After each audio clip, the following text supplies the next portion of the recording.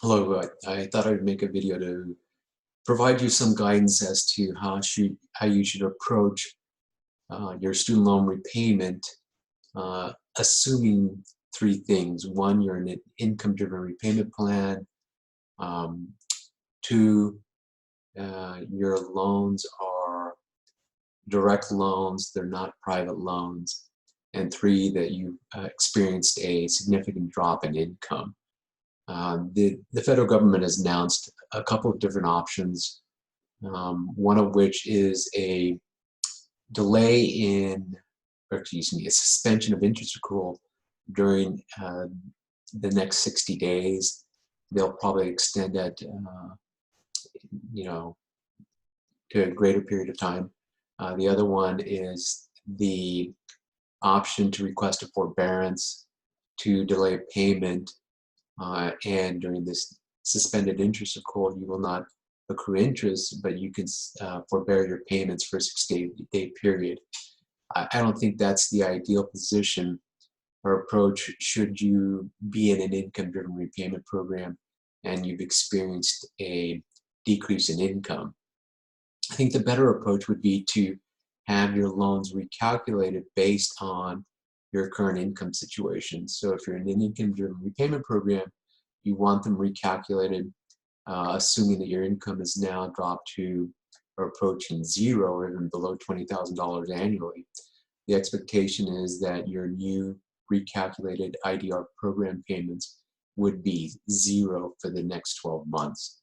So there's added benefit to that approach in that because of the interest suspension, you would not be responsible for the interest accrual for a certain period of time. You would have zero payments for that 12-month period, and that period with non-payment still applies to the forgiveness period.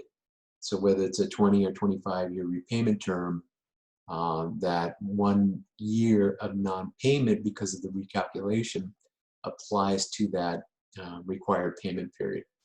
So let me see if I can screen share and show you how to request the recalculation of your payments. So you're going to go to studentaid.gov and you're going to select Manage Loans.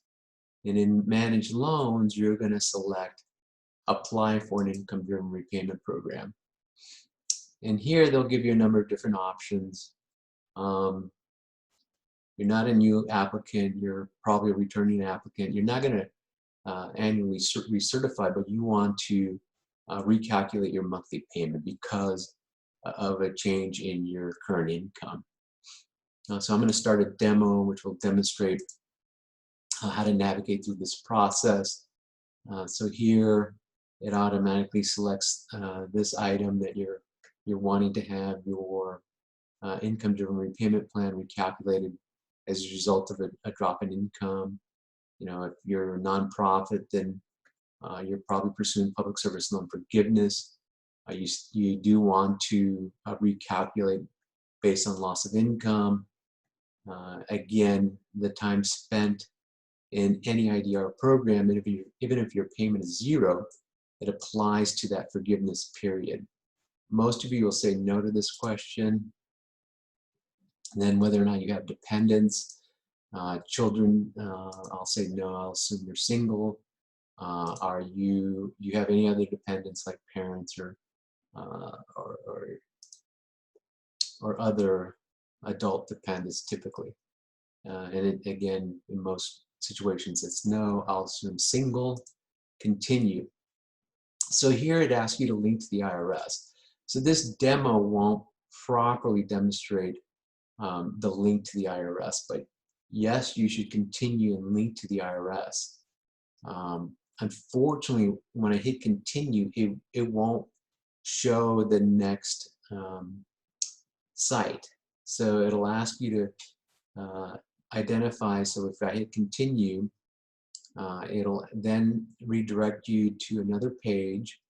It'll ask you for some tax return information, how you filed last year, whether or not and then I'm sorry, your address information that was completed on your 2018 tax returns.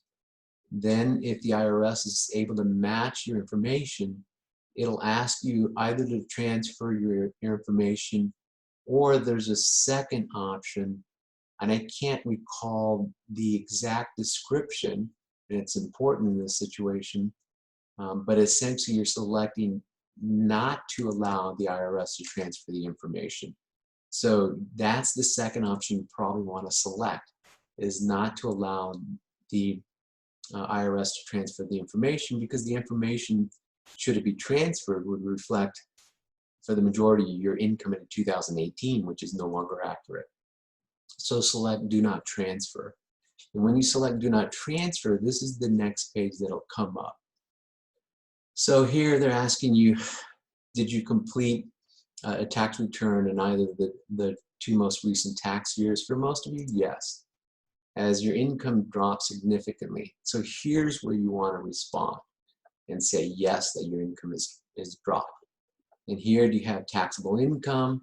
So that's, as of your current status.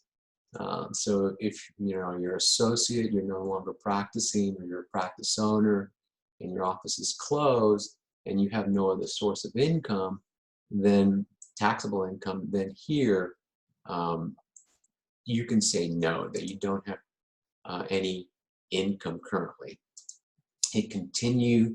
So they're just going to ask you some information. Most of this is for reference purposes. It will already be completed for you. So not much to do in that case. And then here they're just confirming the information that you're submitting. Everything looks to be in order. You're going to select it. You're going to certify. Then at that point, you're just completing this information. Essentially, this is your electronic signature that the information you're providing is accurate and true. Then you just hit continue. And at that point, the information is submitted to the federal government, the Department of Education. The Department of Education then will share this information with your loan servicer, whoever that might be, whether it's Great Lakes, Nelnet, Navient. There are probably 7 or 8 different loan servicers. They'll get this information, then they'll reach out to you to ask. They may ask for additional documentation. So please respond promptly. But I think this is the best course of action for many of you. Again, you have to have federal loans. Private loans are not eligible for this. You want to remain in the Income Driven Repayment program to have it recalculated. For many of you, your new payments might be 0. As a result, with the suspension of interest accrual, there's no negative amortization. So the interest is not building up during the 0 payment period. And during the 0 payment period, it applies to that repayment term. So it's not like you're stopping the clock or anything of that nature. So hopefully you found this useful, brief enough, but stay healthy, practice social distancing, and be well. Thank you.